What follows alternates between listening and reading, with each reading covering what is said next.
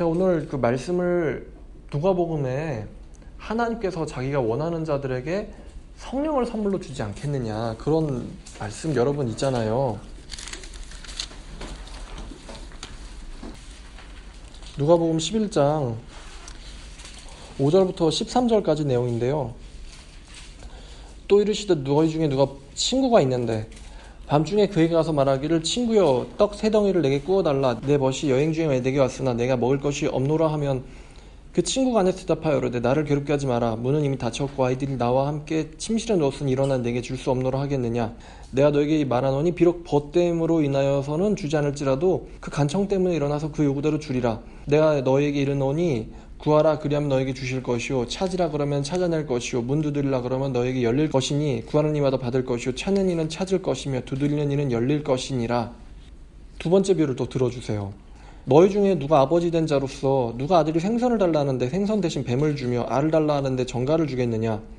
너희가 악할지라도 좋은 것을 자식에게 줄 알거늘 주려고 하거늘 하물며 너희의 천부 하늘 아버지께서는 구하는 자에게 성령을 주시지 아니하시겠느냐. 그러니까 배고파서 밥 달라는 자식한테 아무리 악한 아빠라도 생선을 주고 알을 준다는 거예요. 계란을 준다는 거예요.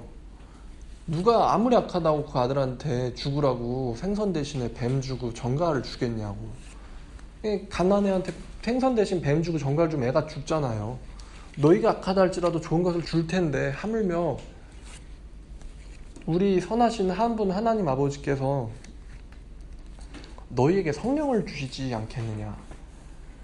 생선과 알 대신에 성령을 지금 예를 드신 거예요.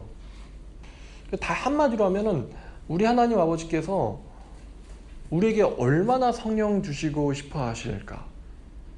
얼마나 성령 주시고 싶어 하실까? 그 얘기죠. 얼마나 성령 주시고 싶어 하실까? 그거는 아버지가 배고픈 자식한테 어떻게든 내가 쟤를 먹여줘야 할 텐데 그 마음 이상이다. 그 얘기를 지금 예수님은 우리에게 주시고 계세요. 아버지는 성령 주시고 싶어 하신다. 또 우리가 또 원하는 거가 또 바로 성령님 아닌가요? 우리가 성령님을 받아서 이제 마태복음 10장에 이제 나와 있는 대로 우리가 원수와 싸울 때 원수가 능히 이길 수 없는 그 구변을 우리에게 주시겠다고, 능히 그때 말한 이는 너희가 아니라 너희 속에 계시는 아버지의 성령이시다. 그러시면서 원수 대적들을 잠재울 수 있는 구변을 너에게 주리라. 그렇게 또 말씀하셨고, 요한복음 16장 13절에 그러나 진리의 성령이 오시면 그가 너희를 모든 진리 가운데로 인도하시리라 그러잖아요. 그죠? 너희를 모든 진리 가운데로 인도하시리라. 진리, 그냥 보통 진리가 아니라 진리의 한 가운데로 너희를 인도하실 것이다. 진리의 성령이 오시면. 그죠? 그러면 이 진리의 성령을 우리가 받으면 하나님의 진리의 한 가운데로 우리가 인도된다. 그 말은 다시 말하면 성경 말씀을 우리가 이렇게 깊이 깨닫는다는 말도 되거든요. 그럼 성경 말씀을 깊이 깨닫고 또 이제 원수와 싸워서 이길 수 있는 구변과 지혜도 생기고 용기도 생기고, 그리고 무엇보다 이제 성령님과 동행하면은 저 사단 마귀의 영혼 쉽게 제압이 되거든요. 그러니 하나님과 동행하는 게 제일 큰 복이고요. 근데 왜 우리가 일을 할 때 왜 성령께서 그렇게 역사하시지 못할까? 뭐 그런 이제 한마디로 아까 제가 말씀드린 그 상담에 대한 그 두 가지 얘기도 성령께서 역사하시는가 아닌가에 대한 논의의 연장선이거든요. 그리고 또 젊은이들이 좀 있으니까 젊은이들한테 또 얘기를 하면은 하나님은 왜 내게 응답 안 하시지 않으시는가? 왜 하나님은 나와 동행하지 않으시는가? 반대로 말하면 하나님이 응답하시는 크리스찬, 또 하나님과 동행하는 크리스찬, 약간 이런 느낌으로도 갈 수 있어요. 하나님이 응답하시면은 뭐 이제 그게 이 이단 문제에서는 이단 구출이 되는 것이고, 이제 청년들한테는 이제 자기 그 인생을 인도하시고 지도하시는 그런 걸로 이제 나타나는 거죠. 뭐가 되든지 간에. 근데 또 이런 말씀이 있더라고요. 요한복음 6장을 보면 1절부터의 내용인데 읽지는 않을 거예요. 이거 아시다시피 이게 이제 그 오병이어의 기적의 요한복음 버전인데, 그 예수께서 5,000명을 이제 마태복음을 보면은 아이들 여자들 제외하고 5,000명이니까 뭐 한 1, 2만은 되지 않나. 그죠? 총 1, 2만은 되는 사람들을 예수께서 보리떡 5개와 물고기 2마리를 가지고 사람들을 다 먹이는 장면이 이제 오병이어 장면인데, 예수께서 11절 보니까 떡을 가지사 축사하신 후에 앉아있는 자들에게 나눠주시고 물고기를 그렇게 하니까 그들이 이제 배불렀어요. 14절을 보면은 그 사람들이 예수께서 행하신 이 표적을 보고 말하되 이는 참으로 세상에 오실 그 선지자라 하더라. 지금 사람들이 예수를 세상에 오실 그 선지자로 믿죠. 표적 때문에 믿는 거예요. 그러면서 15절 보니까 그러므로 예수께서 그들이 와서 자기를 억지로 붙들어 임금으로 삼으려는 줄 아시고 다시 혼자 산으로 떠나가시니라. 여기서 우리가 이제 한 가지 의문점을 가질 수가 있습니다. 사람들이 표적을 보고는 믿고 추종하고 임금으로 삼으려고 그래요. 그러면 여러분들이 예수님 같으면은 사람들이 잔뜩 몰려들어가지고 나를 임금으로 삼으려고 그러면은 임금 되지 않겠어요? 어차피 예수님은 세상에 다윗의 왕국을 견고하게 하려고 오신 거잖아요. 다윗의 그 위를 따라섰다 그러잖아요. 그 하나님께서 다윗에게 왕국에 대한 약속을 해주시거든요. 내가 너의 후손을 통해서 영원한 나라를 세우겠다고. 그럼 우리가 이제 그거를 좀 보면은 다윗의 후손이란 예수님을 말하는 것이고, 영원한 나라는 하나님의 나라를 말하는 거예요. 이스라엘을 얘기하는 게 아니고. 어차피 예수님 왕으로 오셨단 말이에요. 왕의 족보잖아요. 왕으로 오신 예수님. 죄명도 유대인의 왕이 죄명이잖아요. 예수님이 십자가에 돌아가신 죄명이 나사렛 예수 유대인의 왕. 근데 왜 제자들이 이들이 와서 억지로 예수를 임금으로 삼으려고 했는데 임금이 되셔야지 왜 도망가셨을까? 왜일까요? 예수님이 왕이 되시려고 하지 않았던 이유가 그것 때문에 그래요. 한마디로 말하면요, 예수님을 왕으로 믿으려고 하는 그 마음속에 숨어있는 그 동기가 순수하지 않아서 그래요. 예수님이 왕으로 오신 건 맞는데, 왕으로 섬겨야 될 분인 건 맞는데, 예수님을 왕으로 섬기고 이렇게 모시려는 그 이유가 참된 회개를 통한 것이 아니라, 너희가 나를 찾는 것은 표적을 본 까닭이 아니오 떡을 먹고 배부른 까닭이다. 내가 너희의 물질적인 문제, 너희에게 상황적인 문제를 해결을 해주는 것을 너희가 알고 있기 때문에 너희가 나를 찾는 거다. 다시 말하면 예수님을 이용하려고 하기 때문에, 자기의 삶의 어떤 문제를 해결하기 위해서 예수님을 이용하려고 했던 거기 때문에 예수님이 그 왕으로 삼으려는 것에서 도망을 가셨어요. 그런 방식으로는 왕이 되실 수도 없고 왕 노릇을 해서도 안 되세요. 예수님은 참된 회심을 하는 사람들에게 섬김을 받기를 원하시지, 우리의 필요를 채워주는 그러한 왕이나 신으로서 섬김받으려고 온 게 아니었어요. 그러니까 하나님은 아무도 이용할 수 없거든요. 아무도 이용할 수 없어요, 하나님은. 근데 사람들은요, 하나님을 이용하려고 그래요. 그쵸? 그거는 사이비 교주들도 하는 일이고요. 근데 또 그러한 비슷한 일이 우리 쪽에서도 일어난다는 거예요. 이 인지부조화가요, 사이비에게만 있는 게 아니라 우리한테도 인지부조화가 있어요. 하나님은 나를 사랑하실 거야. 하나님은 내 기도를 들어주실 거야. 나는 하나님한테 소중한 사람일 거야. 나는 죽으면 천국 갈 거야. 가겠지? 하나님은 나를 사랑하겠지? 잠깐 내가 이렇게 있는 것도 불행한 것도 어떤 그냥 일련의 과정일 뿐이지 나는 하나님한테 끔찍하게 사랑을 받고 있는 사람이겠지?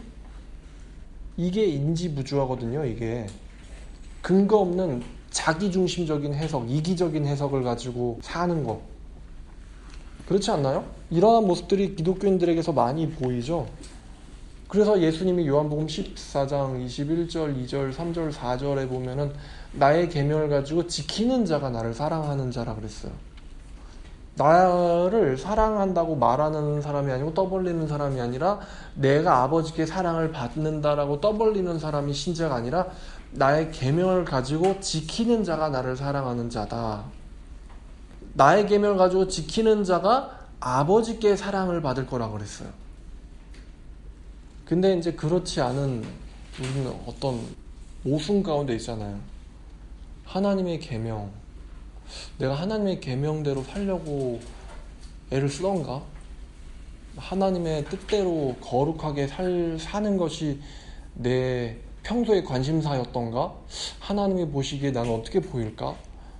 이쁘게 보실까? 아니면 진노하실까? 화내실까? 이런 생각들을 좀 해야 되는데 그게 아니고 그냥 난 하나님 믿으니까 하나님이 나를 사랑하겠지. 이런 좀 근거 없는 근자감이라고 그러죠. 근거 없는 자신감. 그거 보면서 참 이게 인지부조화는 사이비에서만 일어나는 게 아니고 정통링에서도 일어나는구나. 심지어 이게 목회자들에게서도 인지부조화가 일어나고 하나님은 나를 쓰셔. 내 설교를 쓰셔. 이런 것들요. 사실 항상 두려움 가운데 있어야 되거든요. 내가 하나님 앞에서 내가 뭔가 잘못된 건 있지 않을까. 끊임없이 고민하고 기도하고 언제든지 버림받을 수 있다는 거. 솔로몬처럼요. 하나님께서 기도로 응답하신 때도 있었지만 계속해서 그 방탕 가운데 있으면 하나님이 솔로몬을 버렸는데도 솔로몬이 그걸 깨닫지 못하잖아요. 사실 무서운 상태죠. 자기가 하나님에 의해서 받은 축복들이 많으니까 못 깨닫는 거예요. 하나님이 떠났는데도 못 깨닫는 거예요. 삼손도 그랬죠. 하나님 떠났는데도 못 깨닫는 거예요. 여호와의 신이 그를 버렸는데도 깨닫지를 못하는 거예요. 인지부조화잖아요. 그게 자기의 냉정한 현실을 파악하지 못하고 현실을 냉정하게 파악하지 못하고 항상 내가 또 한번 흔들면 다 죽어 이런 식으로 하다가 잡혀서 눈 뽑히고 그죠? 그래서 갈라디아서 6장 7절에 이런 말씀이 있어요. 스스로를 속이지 말라. 하나님은 업신여김을 받지 아니하신다. 하나님은 업신여김을 받지 아니하시나니 사람이 무엇을 심든지 그대로 거둘 것이다. 스스로를 속이지 말라. 하나님은 속지 않으신다. 스스로를 속이지 말라. 하나님은 속지 않으신다. 사람이 어디다 심든지 그대로 거두리라. 자기의 육체를 위해서 심는 사람은 육체로부터 썩은 것을 거둘 것이고 성령을 위하여 하나님을 위하여 심는 자는 성령을 통해서 영생을 거두리라.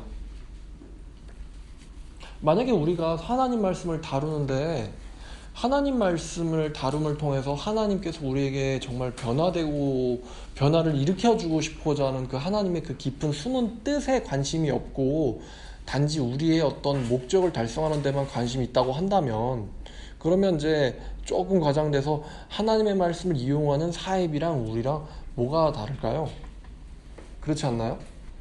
사이비는 하나님의 말씀을 통해서 자기 배를 채우고 또 그거를 이용하는 사람은 하나님 말씀을 도구로서 사용해가지고 자기의 것이었던 뺏긴 그것을 도로 되찾으려고 하고 그럴 수 있다는 면에서 사실 하나님의 말씀을 하나님을 이용하는 게 말씀을 이용하는 거거든요.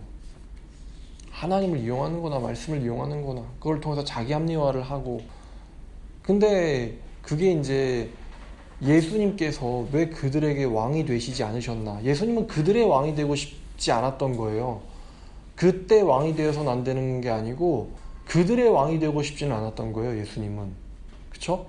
예수님은 그들의 왕이 되고 싶진 않았어요. 그 되게 육신적이고 되게 저급한 이유 때문에 자기를 찾고 있는 그런 그들의 왕이 되고 싶지 않았어요. 예수님은 정말 철저한 자기 부정을 통해서 정말 예수님은 우리한테 필요한 거 주려고 왔어요. 필요한 거 주려고, 성령 주려고, 생명 주려고, 구원 주려고, 천국 주려고 왔는데 진짜 그들에게 필요한 거 주려고 예수님이 왔단 말이에요. 그리고 그런 그들에게 왕이 되시고 싶으셨는데, 우리가 예수님이 굉장히 좀 이렇게 저차원적이고 저급한 어떤 욕구를 만족시키기 위해서 예수를 찾는 경우가 우리가 좀 많이 볼 수 있고, 그런 자들에게서 예수님 오히려 피하시고 떠나가시고 역사하지 않으시고 도망가시고 숨으세요. 저는 상담을 하면 할수록 하나님이 살아 계시다는 걸 느껴요. 단순히 저도 처음에는 이건 논리 싸움이다, 쟤네들은 멍청이다, 우리가 말씀이 충분히 많이 알고 있고 말씀으로 쟤네들 제압하면 탈퇴한다, 그렇게 생각했는데 전혀 그게 아니에요. 사람의 마음을 변화시키는 일이에요. 논리나 이런 데 달려있지 않아요. 단순히 그런 거 그래서 상담할 수 있는 거라고 한다면 우리는 단순히 그 신의 산 영상이라든지 아니면 뭐 그런 단순한 몇 가지 증거만 들이대가지고 야 네가 믿는 사람들이 이렇게 어리석은 사람이야 이렇게 하면은 사실 상식적으로 깨져야 되거든요. 근데 안 깨지지 않아요, 현실적으로. 그렇죠? 그런 거 보여줘도 안 깨지는데 뭐 조금 더 복잡한 한눈에 보여줘도 이게 말도 안 되는 거에 안 깨지는데 그 복잡한 성경 해석을 통해가지고 자기가 틀렸다라는 걸 이해한다, 더 어려울 수 있거든요. 근데 우리가 그런 걸 준비하면서 여기서 정말 준비는 우리가 성경을 우리가 보지만 결국 역사하셔야 되는 분은 하나님이시고 마음 돌이키셔야 되는 분도 하나님이시고 그 미혹의 영들을 쫓아내시는 분도 성령님이시거든요. 우리가 항상 그 눈에 안 보이는 그분을 머릿속에다 항상 두고는 우리가 그분을 계산해야 되는데 항상 우리가 그분을 계산하지 못하고 어떤 내 노력에다가 심술, 왜 안 되지? 이런 심술만 놓고는 하나님을 이용하려고 하는 거에서 이제 진짜 의미에서 구원 상담이 안 되고 있다는 거를 제가 좀 많이 한계를 느껴서 와 이거 참 정말 이게 쉬운 게 아니구나, 이거 쉬운 게 아니구나.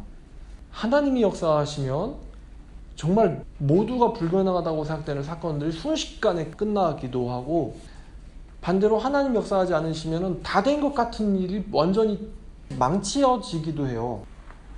그러니까 우리가 성경을 볼 때 하나님이 이걸 통해서 내가 뭘 변하기를 원하시는가?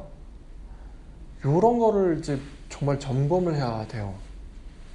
나는 뭘 변하기를 원하나? 어차피 우리는요, 걔네들은 못 바꿔요. 우리가 지금 걔네들 못 바꿔요. 우리가 바꿀 수 있는 건 우리 자신이에요. 그쵸? 우리가 걔네들 바꿀 수 있나요? 저도 그렇죠. 제 앞에 없으니까 있어야 뭘 바꾸지. 없잖아요. 근데 우리가 남을 못 바꾸는데 우리가 바꿀 수 있는 건 우리 자신인데요. 많은 경우 우리가 자신은 안 바뀌면서 남은 바꿔달라는 경우를 많이 봐요. 아니 자신도 안 바뀌는데 남이 바뀌겠어요? 자신도 바꾸려고 하지 않는데 자기 자신도 바뀌고 싶어 하지 않는데 남은 바꿔줬으면 좋겠다. 이거는 에러란 말이에요. 하나님은 기계가 아니잖아요. 우리가 막 뭐 입력하면은 딱 답이 나오고, 하나님은 컴퓨터가 아니에요. 하나님은 사람과 똑같은 마음을 갖고 계신 분이에요.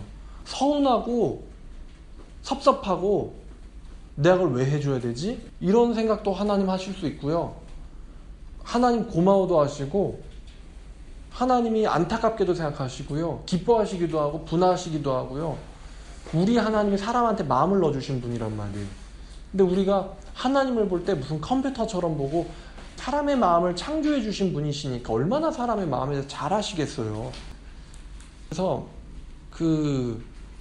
정말 우리가 말씀을 볼 때 이걸 통해서 내가 뭘 받기를 원하는가, 그거를 좀 먼저 살펴봐야 되는구나. 자기가 바뀌는 사람이 탈퇴도 빨리 해내고, 끝까지 자기가 안 바뀌는 사람이 탈퇴도 되게 힘들어요. 늦게까지도. 어떤 사람 먼저 늦게 시작했지만 먼저 빼내는 사람 있어요. 재밌죠? 먼저 시작했지만 나중까지 못 빼내는 사람도 있고, 나중에 시작했지만 먼저 빼내는 사람도 있고요. 뭐 그렇다고 또 꼭 그 사람이 뭐 이렇게 하나님한테 미움받는다는 말은 또 아니고요. 또 어떤 경우는 또 하나님을 그 사람이 찾는데도 불구하고 하나님이 더 오랫동안 그 사람에게 더 큰 은혜 주려고 복을 가장 늦게 보내주는 케이스도 있는 것 같아요.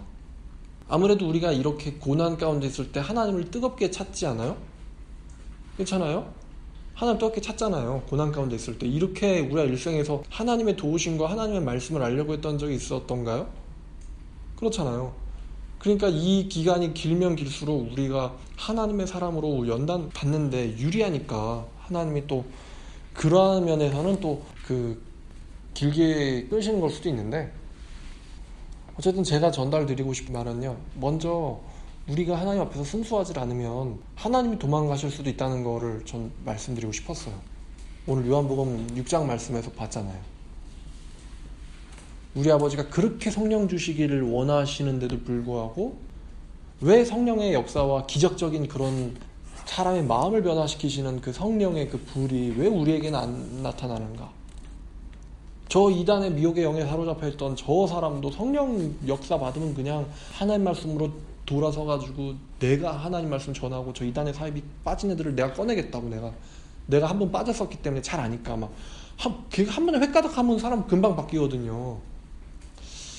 그래서 그 초조하게 생각을 좀 하실 수도 있는데, 초조한 것보다는 좀 인내심을 가지시고, 사이비가 나쁘긴 하지만 사이비만 나쁘겠어요? 담배 피는 것도 나쁘고, 술도 나쁘고, 또 스마트폰 중독도 나쁘고, 게임 중독도 나쁘고, 나쁜 거 많잖아요. 부모님들이 꼭 이제 자식들의 인생을 갉아먹는 건 많은데 그 중에 사이비만 딱 이제 민감하게 반응을 하시는데, 또 이제 어떻게 또 생각해 보면은 참 안타깝고, 참 저는 그 집안 보면서 참 안타까워요. 참 제 같아도 정말 답답하겠다, 불쌍하다. 상담은 빼줘야 되는 입장에서 좀 불쌍해요. 빼줘야 되는 입장에서 빼달라고 부탁을 받고 왔기 때문에 빼는 줘야 되는데, 제가 나오면 쟤는 이제 뭐하고 사나? 평생 집안에서 무슨 욕을 들을까? 평생 무슨 무시를 당할까? 불쌍하죠.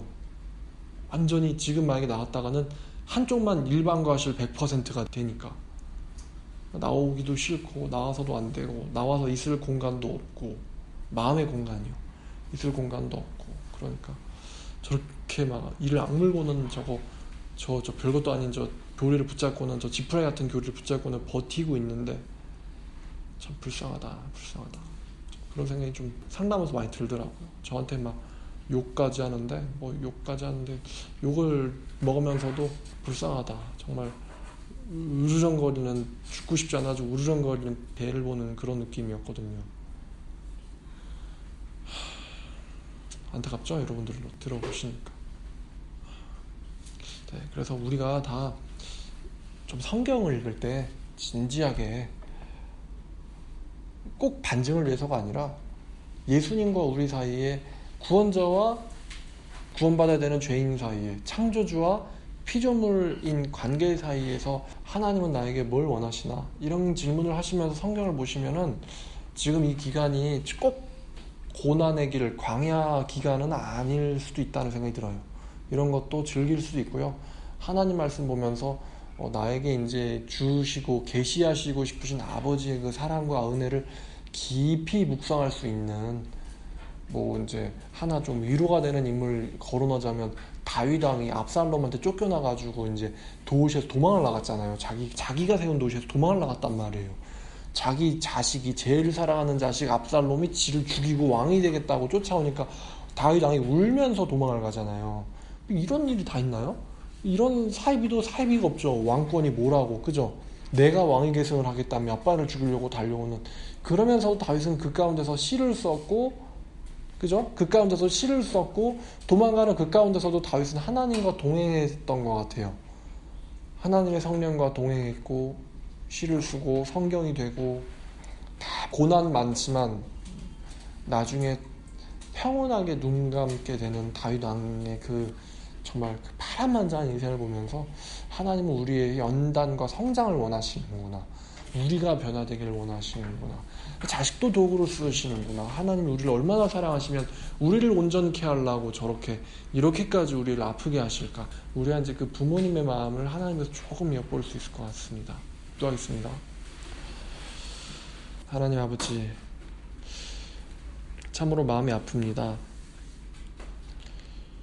인간의 고통을 너무나 잘 이해하시는 아버지께서 우리에게 고통을 허락하시고 그 가운데서 길 잃은 양처럼 헤매는 우리를 보면서 아버지께서 얼마나 하늘에서 슬퍼하시고 눈물을 흘리실지, 믿음이 부족했던 유대인들을 보면서도 우셨던 예수님이신데 정말 우리를 보시면서 예수님께서 얼마나 정말 슬퍼하실지, 바울 사도도 성령을 근심시키지 말라고 말씀하셨는데 하나님의 뜻을 이렇게 피해가는 우리를 보면서 얼마나 성령께서도 근심하실지, 저희가 그 하나님 아버지의 그 안타까움을 어떻게 다 이해하겠습니까? 하나님, 정말 원하는 것은 우리가 정말 바로 변화되기를 원합니다. 하나님 살아계심을 주님 저희가 믿고 있는데 그 저희에게 역사하시길 원하시는 아버지의 마음 저희가 좀 더 알 수 있도록 도와주시옵소서. 저희도 안타까운데 당신은 얼마나 안타까우시겠습니까? 주님, 근데 그 모든 게 어쩌면 우리 때문에 더 지연되고 있을 수도 있다는 그 생각이 듭니다. 주님, 먼저 말씀을 통해서, 빛이신 말씀을 통해서 우리 자신을 먼저 점검하고 우리 자신이 먼저 하나님에게로 돌아오며 하나님 아버지를 참으로 사랑하고 섬기며 참으로 그 이웃과, 우리의 혈족이지만 이웃과 가장 먼저 사랑이기 전에 소통할 수 있고 배려할 수 있고 이해할 수 있고 정말 진심으로 우리가 그들을 불쌍히 여기고 사랑해 줄 수 있고 아껴 줄 수 있는 그 우리의 그 마음을 새로 창조하여 주시옵소서. 아버지 감사합니다.